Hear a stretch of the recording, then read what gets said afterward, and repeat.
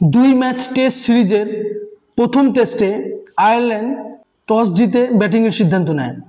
আমি বলেছিলাম আয়ারল্যান্ড বাংলাদেশের জন্য সহজ প্রতিপক্ষ হবে না, কেননা বাংলাদেশ যখন ইনিংসের শুরুতেই প্রথম ওভারে উইকেট তুলে নেয়, এর পরবর্তীতে 5 ওভারে প্রায় 3টা ক্যাচ ওঠে, বাট বাংলাদেশের ফিল্ডাররা সেটা নিতে পারে নাই।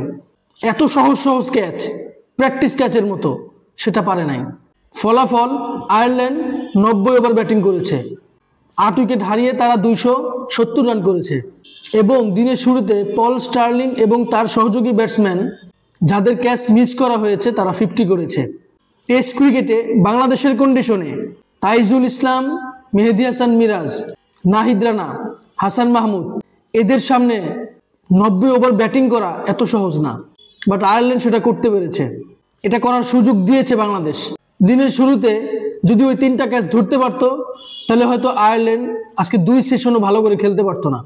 এক কথায় আজকে আয়ারল্যান্ড চমৎকার ক্রিকেট খেলেছে, দায়িত্বশীল ব্যাটিং করেছে। অন্যদিকে বাংলাদেশের ফিল্ডাররা একাধিক ক্যাচ মিস করেছে।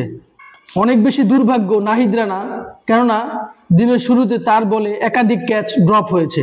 অন্যথায় যদি সেই ক্যাচগুলো বাংলাদেশি ফিল্ডাররা নিতে পারত, নাহিদ রানার ঝুলিতে অনেকগুলো উইকেট থাকতো।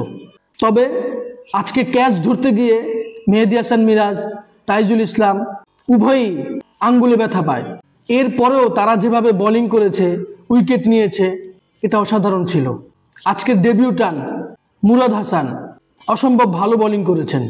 তবে আজকের দিনে আমি আয়ারল্যান্ডকেই এগিয়ে রাখবো, কেননা আগামীকাল আয়ারল্যান্ড কত রান যোগ করতে পারে এবং বাংলাদেশের ব্যাটিং অ্যাপ্রোচ কেমন হয় সেটাই দেখার বিষয়। এই ব্যাপারে আপনার কোনো মতামত থাকলে অবশ্যই আমার সাথে শেয়ার করবেন। ভিডিওটি ভালো লাগলে লাইক, কমেন্ট, শেয়ার, সাবস্ক্রাইব করবেন। ধন্যবাদ।